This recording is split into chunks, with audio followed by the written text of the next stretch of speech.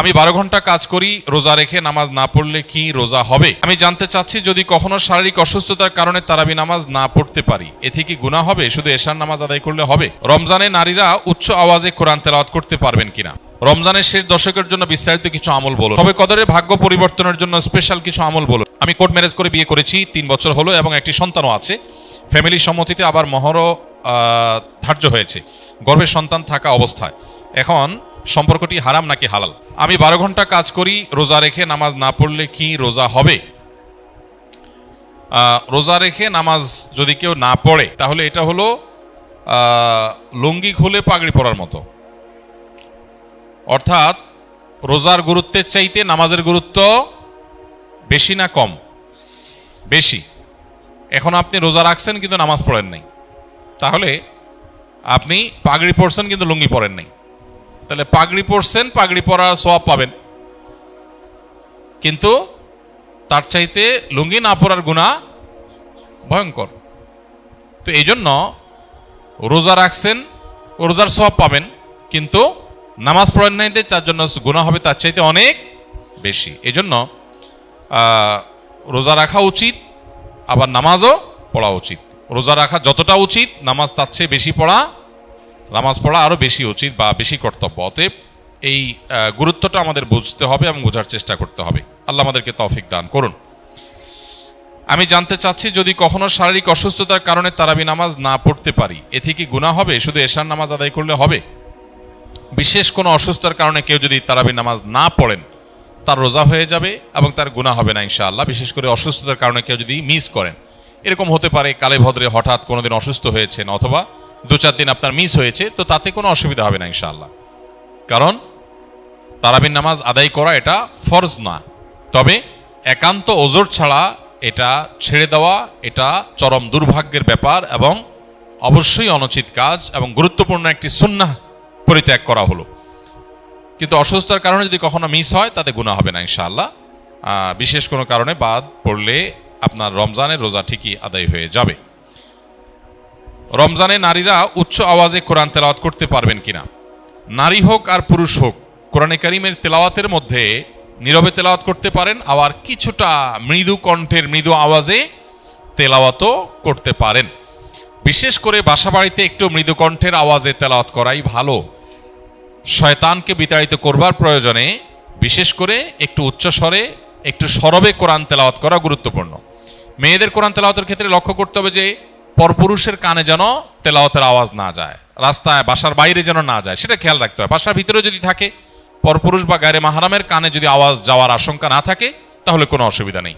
বাসায় বসে সেরকম তেলাওয়াত মা বোনরা করতে পারবেন এবং সবসময় তাদের একেবারে নীরবেই করতে হবে এমন কোনো বাধ্যবাধকতা নাই, বরং কিছুটা সরবে করতে পারেন। বিশেষ করে পরিবারের অন্যান্য সদস্যদেরকে কোরআন তেলাওয়াতে উদ্বুদ্ধ করার জন্য যদি একটু আওয়াজ দিয়ে পড়েন, তাতে কোনো অসুবিধা নাই, বরং অনেক ক্ষেত্রে এটা ভালো সন্তানদেরকে অভ্যস্ত করার জন্য। এবং বিশেষ করে আজকাল তো একটু সরবে আওয়াজ কোরআন তেলাওয়াত এটা বাসাবাড়ি থেকে আমাদের বিভিন্ন জায়গা থেকে এটা উঠে গেছে, এটা করা দরকার। হ্যাঁ, মসজিদে যখন আপনি তেলাওয়াত করবেন বা এমন জায়গায় তেলাওয়াত করবেন যেখানে আরো অনেক মানুষ আছে, সেখানে জোরে তেলাওয়াত করলে অন্যদের ডিস্টার্ব হবে, সেখানে অন্যের ডিস্টার্ব যেন না হয় সেভাবে আপনাকে তেলাওয়াত করতে হবে। নবী করিম সাল্লাল্লাহু আলাইহি ওয়াসাল্লাম মসজিদে নববীতে এক ব্যক্তিকে উচ্চস্বরে কোরআন তেলাওয়াত করতে শুনে বলেছেন যে, তুমি যাকে শোনাতে চাচ্ছ তিনি বধির নন, অর্থাৎ তোমার আওয়াজ যেন অন্য কারোর কষ্টের কারণ, ডিস্টার্বের কারণ না হয়। এটা আমাদের খেয়াল রাখতে হবে ইনশাআল্লাহ তাআলা। রমজানের শেষ দশকের জন্য বিস্তারিত কিছু আমল বলুন। রমজানের শেষ দশকের বিশেষ আমল নবী করিম সাল্লাল্লাহু আলাইহি সাল্লামের জীবনী থেকে যেটা আমরা পাই, সেটা হলো যে আম্মা জান আয়েশা রাদিয়াল্লাহু তাআলা আনহা থেকে বর্ণিত, নবী করিম সাল্লাল্লাহু আলাইহি সাল্লাম রমজানের শেষ দশক যখন শুরু হতো, তখন তিনি কি করতেন? কানান নবী সাল্লাল্লাহু আলাইহি সাল্লাম ইদা দাখালাল আশর, রমজানের শেষ দশক যখন শুরু হতো, আহিয়া লাইলা, নাম্বার 1, তিনি রাত জেগে ইবাদত করতেন। অনেক মুহাদ্দিসগণ, অনেক হাদিস বিশারদগণ বলেছেন এর অর্থ হলো রাতে তিনি ঘুমোতেন না শেষ দশক। আবার অনেক মুহাদ্দিসগণ বলেছেন কুমিল লাইলা ইল্লা কালিলার উপর আমল করে সামান্য ঘুমাতেন, বেশিরভাগ রাতে ইবাদত করতেন। তাহলে 1 নম্বর আমল হলো শেষ দশকের প্রতিটা রাত জেগে ইবাদত করা। নাম্বার 2, ওয়াইকাযা আহলাহ, নফল আমলের জন্য অন্য কোনো সময় পরিবারকে ডেকে তুলতেন না, কিন্তু রমজানের শেষ দশক পরিবারকে ঘুম থেকে ডেকে তুলতেন ইবাদতের জন্য। তার মানে পরিবারকে ইবাদতের জন্য উদ্বুদ্ধ করতে হবে। 3 নম্বর, ওয়াসাদ্দামি ইজারাহ, তিনি ইবাদতের জন্য কোমর বেঁধে নিতেন। কোমর বেঁধে নেওয়ার একটা অর্থ করেছেন অনেক হাদিস বিশারদ, স্ত্রী সহবাস থেকে দূরে থাকতেন। আরবরা এরকম কোমর বেঁধে নেওয়া বলতে এরকম ইঙ্গিত করে থাকে। আবার অনেক মুহাদ্দিসগণ এর ব্যাখ্যা করেছেন যে কোমর বেঁধে নেওয়া মানে আমরা যেরকম বলি কোমর বেঁধে ইবাদত করা, কোমর বেঁধে নেমে যাওয়া কোনো কাজে, তার মানে সর্বোচ্চ মেহনত এবং পরিশ্রম সাধনা করতেন ইবাদতের জন্য। আর অন্য আরেকটি হাদিসে আসছে, কানা ইয়াজতাহিদু ফীহি মা লা ইয়াজতাহিদু ফী গায়রি, নবীজি শেষ দশকে ইবাদতের জন্য এত বেশি পরিশ্রম করতেন, বছরে অন্য কোনো সময় ইবাদতের জন্য এত পরিশ্রম করতেন না। অথচ আমরা শেষ দশকে বেশিরভাগ মানুষ হয় গ্রামের বাড়ি যাওয়ার নিয়ে ব্যস্ত, গ্রামের বাড়ি যাওয়ার পরে বিভিন্ন বাড়িতে বাড়িতে ঘোরার, গ্রামে গ্রামে ঘোরার নিয়ে ব্যস্ত, আর শহরে যারা আছি তারা কেনাকাটা, শপিং ইত্যাদিতে ব্যস্ত। তো এটা হলো আমাদের শেষ দশকের অভ্যাস, যেটা হাদিসের একেবারে বিপরীত। শেষ দশক হওয়া উচিত প্রথম দশক, দ্বিতীয় দশকের চাইতে বেশি ইবাদতে বেশি মনোযোগী হওয়া উচিত আমাদের শেষ দশকে। আল্লাহ আমাদেরকে তৌফিক দান করুন। রমজানে নারীরা উচ্চ আওয়াজে কোরআন তেলাওয়াত করতে পারবে কিনা, এটার উত্তর একবার দেওয়া হয়েছে। শবে কদরের নামাজ কত রাকাত, নিয়ত কিভাবে করব, কি কি স্পেশাল আমল আছে। লাইলাতুল কদর বা শবে কদর যেটাকে আমরা বলি, এই লাইলাতুল কদরে দাঁড়িয়ে বেশি বেশি নফল নামাজ পড়বো আমরা, দীর্ঘ রুকু, দীর্ঘ সিজদা, দীর্ঘ কেরাতে, ধীরস্থিরতার সাথে, সৌন্দর্যের সাথে।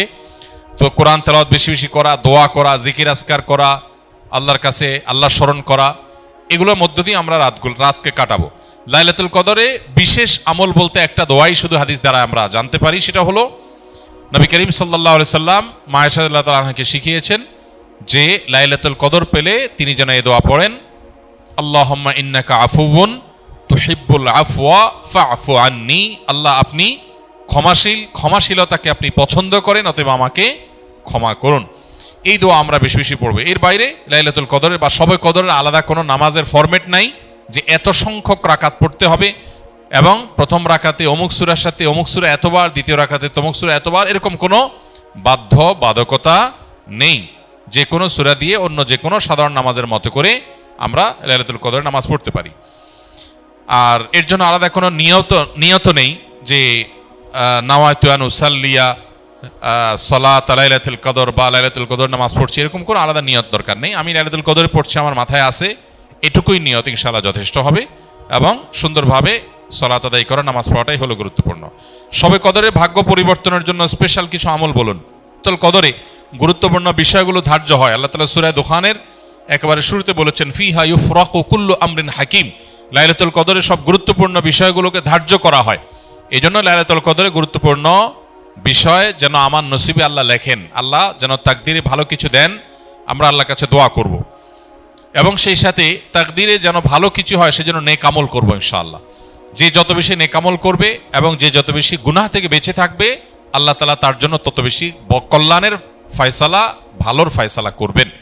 আমরা আল্লাহর কাছে দোয়া করব এবং নেক আমল করব, গুনাহ থেকে বেঁচে থাকবো। বাস এই ত্রিমুখী প্রচেষ্টায় আমাদের নসিবে ভালো কিছু আসবে। এর বাইরে আলাদা কিছু আমল আছে যেগুলো নিয়ে আমাদের স্বতন্ত্র একটা ভিডিও বোধহয় ইউটিউবে আছে, যে ভাগ্য সুপ্রসন্ন হবে যে সমস্ত আমলের ডিটেল সেখানে বলা আছে। যেমন কেউ যদি চায় তার রিজিক বাড়ুক, কেউ যদি চায় তার হায়াত বাড়ুক, তাহলে সে আত্মীয় স্বজনের সাথে সুসম্পর্ক বজায় রাখবে, রক্ত সম্পর্কীয় বন্ধনগুলো মজবুত করবে। কারণ বুখারী বর্ণিত হাদিসে নবী সাল্লাল্লাহু আলাইহি ওয়াসাল্লাম বলেছেন, মান সাল্লাহু আন ইউবসাতা লাহু ফি রিজকিহি আও ইউনসা লাহু ফি আথারিহি ফালিয়াসিল রাহিমা, যে চায় তার রিজিক প্রশস্ত হোক, তার হায়াত বাড়ুক, বরকত হোক, তাহলে সে যেন তার রক্ত সম্পর্কীয় সম্পর্কগুলো বাড়ায়।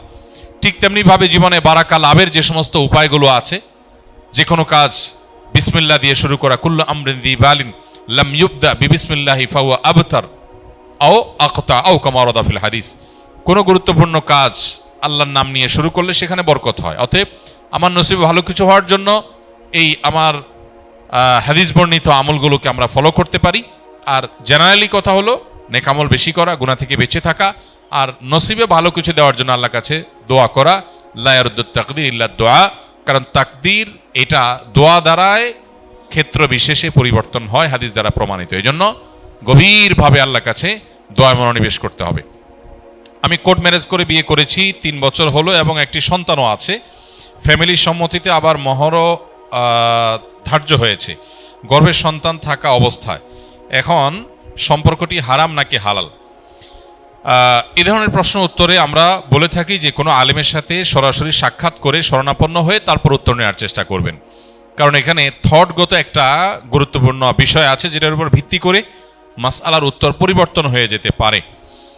তবে মৌলিকভাবে আমরা বলে রাখতে পারি সেটা হলো, কোর্ট ম্যারেজ বলেন আর যে নামই বলেন, শরিয়াতে বিয়ের জন্য বিশুদ্ধ হওয়ার জন্য যা যা শর্ত আরোপ করেছে তা যদি পাওয়া যায় তাহলে বিয়ে হয়ে যাবে। কোর্ট ম্যারেজে অনেক সময় দেখা যায় প্রস্তাব বা সম্মতি, মৌখিক প্রস্তাব বা মৌখিক সম্মতি থাকে না। শুধুমাত্র কাবিননামাতে স্বামীর ঘরে ছেলের নাম, স্ত্রীর ঘরে মেয়ের নাম আর দুজনের স্বাক্ষর নেওয়া হয় এবং দুজন সাক্ষীর স্বাক্ষর নেওয়া হয়। এইটুকু বিবাহ বিশুদ্ধ হওয়ার জন্য যথেষ্ট না। শরিয়া দৃষ্টিকোণ থেকে বিবাহ বিশুদ্ধ হওয়ার জন্য উভয় পক্ষ থেকে প্রস্তাব এবং সম্মতি থাকতে হবে স্পষ্ট।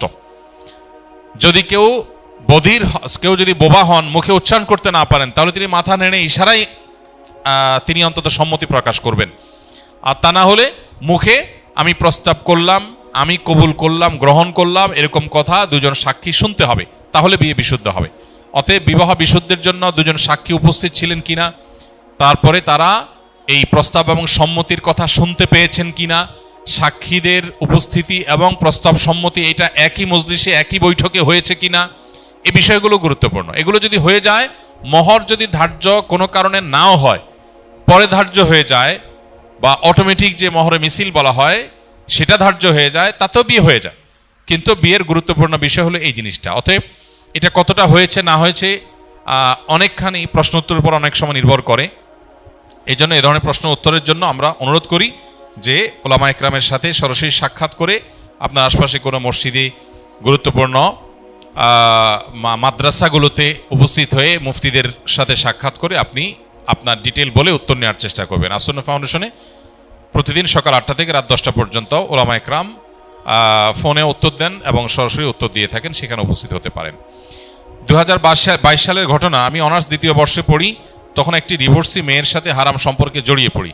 পরে তার পেটে বাচ্চা আসে এবং তাকে বিয়ে করি, কিন্তু আমার পরিবার মেনে নেয় না এবং অনেকে যারা সন্তানের বাবা বলে গালি দিতে থাকে। একসময় রাগ করে সে মেয়ে সন্তানকে 14 দিনের বাচ্চাকে এক বন্ধা দম্পতি দিয়ে দেই এবং আমার স্ত্রীকেও ডিভোর্স দেই। এই অতীতটা আমাকে কুড়ে কুড়ে খাচ্ছে। আমি মনে হয় ক্ষমা পাবো না, আখেরাতে আটকা পড়ে যাব। আমি বারবার ডিপ্রেশনে চলে যাই। যে ভাই এই প্রশ্ন করেছেন তাকে বলতে চাই যে হারাম সম্পর্কে জড়াবার ফলে যে বাচ্চা এসেছে, সন্দেহাতীতভাবে সেটা আপনাদের উভয়ের জঘন্যতম কবিরা গুনাহগুলোর মধ্য থেকে একটা। কিন্তু প্রথমত বাচ্চার কোনো দোষ নাই। এই বাচ্চা চাইলে আল্লাহর নেককার বান্দা হয়ে জান্নাতি মানুষ হতে পারে, আবার বৈধভাবে জন্ম হওয়া অনেক বাচ্চা জাহান্নামী হতে পারে। এই জন্য বাচ্চাকে কেন্দ্র করে আপনাকে এলাকাবাসী কথা বলেছে, সেটার জন্য আপনি যে কাজ করেছেন সেটা গর্হিত কাজ, আপনি নিজে বুঝতে পেরেছেন। এখন যেটা করণীয় আপনার, প্রথম কথা হলো এই বাচ্চা সারা জীবনই আপনার বাচ্চা হিসাবে গণ্য হবে এবং আপনার বাচ্চা হিসাবে আপনি তার প্রতি কর্তব্য আপনার রয়েছে। অতএব সেই বাচ্চাকে আপনি অন্যত্র দিয়ে দেওয়া এটা জুলুম। আপনি এটা রিকভার করার সুযোগ থাকলে রিকভার করবেন, তার টেক কেয়ার করা, তার প্রতি দায়িত্ব পালন করা করবেন। আর আপনার স্ত্রীকে আপনি যদি এমনভাবে ডিভোর্স দিয়ে থাকেন যে ডিভোর্সের পরে আবার, যদি আপনার ডিভোর্স দেওয়ার অধিকারই নাই, যদি আপনি বিয়ে না করে এই হারাম সম্পর্ক করে থাকেন, তাহলে ডিভোর্স এটা কার্যকর হয় নাই, তাহলে আপনি এখন চাইলে তাকে বিবাহ করে নিতে পারেন। এবং যে জেনা হয়েছে সে জেনার জন্য আল্লাহর কাছে আপনার তওবায়ে নাসুহা, সর্বোচ্চ লেভেলের তওবা আপনাকে করতে হবে। অতিরিক্ত ডিপ্রেশন শয়তান আমাদের মধ্যে সৃষ্টি করে, আমাদেরকে নিরাশ করে দেয়। আল্লাহ বলেছেন ওয়ালা ইয়াইআস মির রাউহিল্লাহি ইল্লাল কওমুল কাফিরুন, আল্লাহর রহমত থেকে কাফির ছাড়া আর কেউ নিরাশ হয় না। অতএব অতিরিক্ত নৈরাশ্য, আশাহত হয়ে যাওয়া, আল্লাহর রহমতের আশা একেবারে ছেড়ে দেওয়া, এটা কিন্তু কুফরি। অতএব এটা যেন না হয়। আমি যত গুনাহগারী হই না কেন, আল্লাহ তাআলা আমাকে ক্ষমা করতে পারেন, ক্ষমা করার ক্ষমতা আল্লাহর আছে এবং আল্লাহ ওয়াদা করেছেন আমি যদি অনুতপ্ত হই আর জীবনে কখনো জেনার ধারে কাছেও যাব না, আল্লাহ ইনশাআল্লাহ পূর্বের গুনাহ মাফ করবেন, আল্লাহর ওয়াদা রয়েছে। অতএব পরিপূর্ণ কায়মর বাক্যে তওবা করলে মাফ হবে। আপনি যদি মনে করেন যে না আমার কোনোভাবেই মাফ হবে না, তাহলে সেক্ষেত্রে আপনি আল্লাহর প্রতি কুধারণা করলেন, হ্যাঁ, এটা বরং অনুচিত কাজ হবে। অতএব অতিরিক্ত ডিপ্রেশনে না গিয়ে আল্লাহর কাছে মাফ চাইতে হবে। আল্লাহ তাআলা আমাদেরকে আমলের তৌফিক দান করুন। জাযাকুমুল্লাহ খাইর।